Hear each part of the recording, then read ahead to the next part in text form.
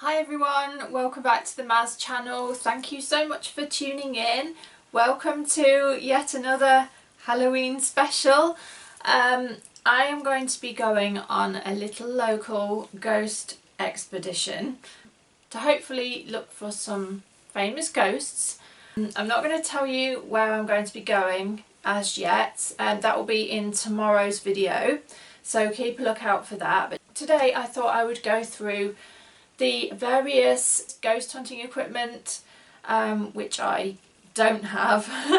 I've only got very basic apps for my phone, and just like what I'm going to do to protect myself on this expedition, just in case.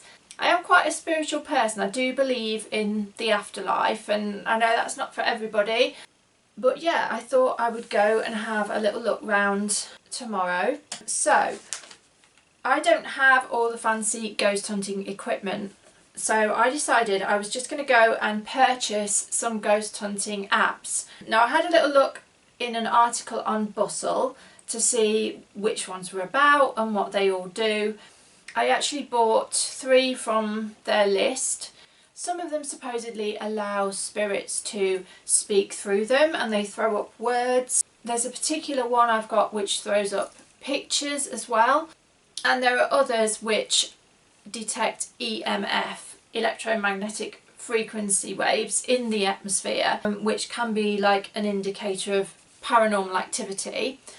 So the 3 apps I got were Ghost Radar Classic, that's the same one as used by Loey Lane on her channel, love Loey, Ghost Detector Radar, and just some EMF detector. So the first one I got, which was the Ghost Detector Radar, I bought because it had many good reviews where people got really freaked out. There was one girl who got her grand's name mentioned when she asked who it was. There was another girl who had a French name that was rather unusual, and the app threw that up as well. Now, whether the phone app has got some kind of ability to go through your contacts on your phone and pick out from those, I don't know. I'm just going to show you the apps that I bought. So the first one is this is Ghost Detector Radar, and this one actually works off the camera, and it is supposed to show, I think, with a dot just here when there's a ghost present, and then show up a picture as well as some words. I've aborted that because apparently it's not the best idea to launch these things in your house. The second app I got is this one, Ghost Radar Classic. And this works in a similar way, but this one kind of throws up just words. Oh no, I've got an advert now. So that one just throws up random words, which are supposedly linked with spirit communication.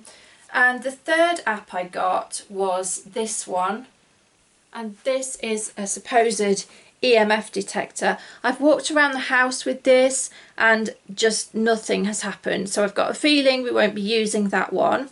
So yeah, I'm a bit skeptical, guys, I have to say.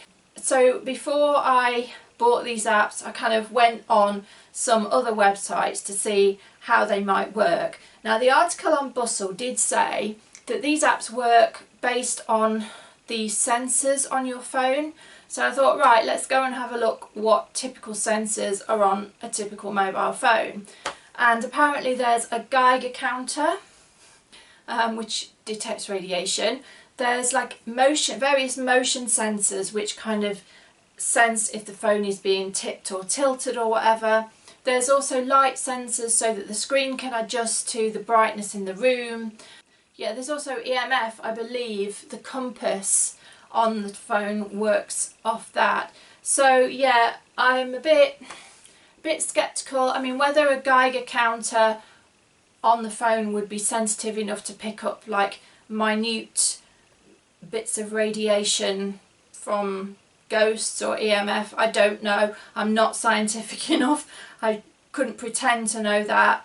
Maybe the compass and the electromagnetic field detector on that could, perhaps the app is using that, I don't really know. As regards these apps which produce ghosts' voices, with proper ghost hunting equipment, that would normally work under the guise of what's called EVP, electronic voice phenomenon. And usually they can be picked up on like a sensitive digital recorder, apparently. Very often they are picked up with spirit boxes which make white noise, or like a radio noise, like a shh sound that you get when you're not tuned into a particular radio station. And some of these boxes actually sweep across all stations very quickly, simultaneously, like much quicker than you could turn the button, and you get this constant white noise. And apparently spirits can manipulate this noise and talk through it. Now this phone app, none of them actually seem to produce any kind of white noise, so I think we would be just relying on what the phone itself could hear. So again, I'm a bit skeptical about that. You just never know, do you, with computer programming, but you know, it's worth a try. Also going to be taking with me some protective crystals, so I'll show you the crystals that I'm going to be taking from my collection. In addition to that, I've also got this. It's the Aromafume White Sage Aura Cleansing Smokeless Smudge Spray. Now, I've never used anything like this, but many people, after they've been to a paranormal location, will cleanse themselves with a sage stick. So it's like a bundle of sage tied up. They light the end, it smokes, and they will either cleanse their home or they will cleanse themselves.